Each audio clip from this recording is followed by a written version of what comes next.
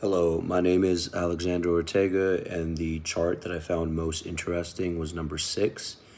So the number six chart explained how Hispanic and American Indian and Alaskan Native women graduate high school at a high rate.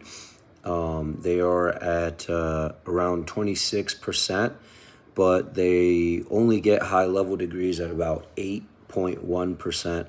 And the reason I found this very interesting is because white women graduate high school at a similar rate. So they graduate high school at 29.2%, but they're higher when it comes to high level degrees, almost doubling them at 17.1%. I found this really interesting because I think it goes to show the expectations in the household when it comes to, or as far as Hispanic women, I can speak on because I'm Mexican and have seen it firsthand. When it comes to my sisters, my mom kind of treats them a little differently and puts them in a to like a different expectation or has them do different things as opposed to me. It's kind of like she expects a little more out of me, whether it's income or just how hard I'm working, and that's a whole nother conversation. But yeah, when it comes to my sister, it really wasn't expected for her to go to college after high school. It wasn't expected for her to do anything significant, in blunt words. And she was really smart, and she ended up,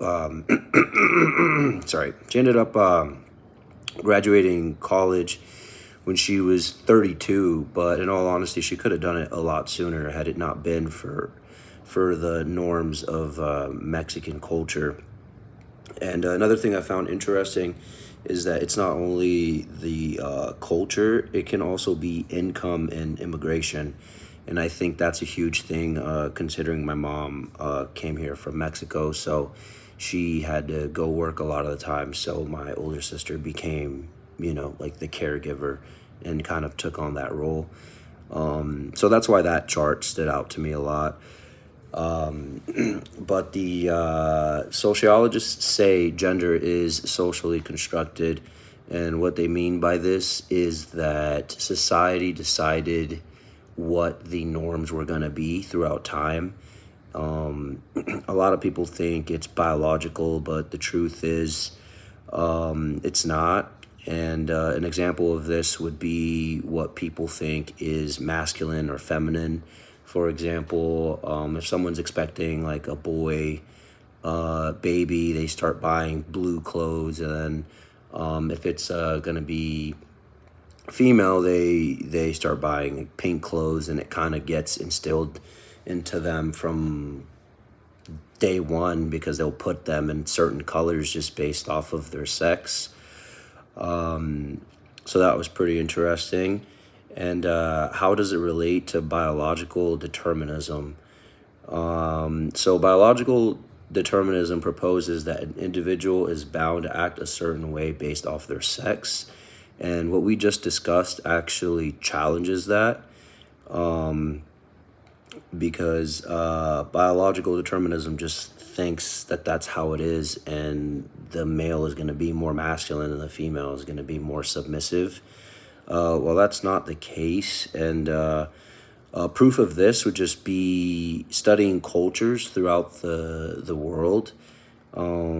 So an example that I could think of is certain cultures, it's normal for men to wear skirts.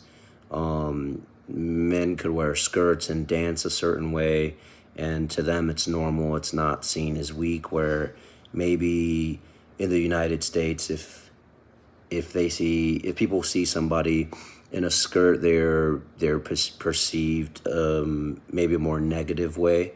And that was kind of my example to kind of prove how biological determinism isn't right, I guess.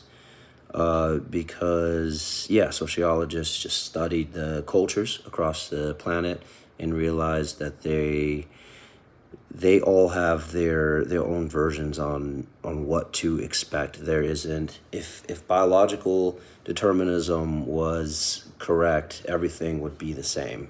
Well, it's not.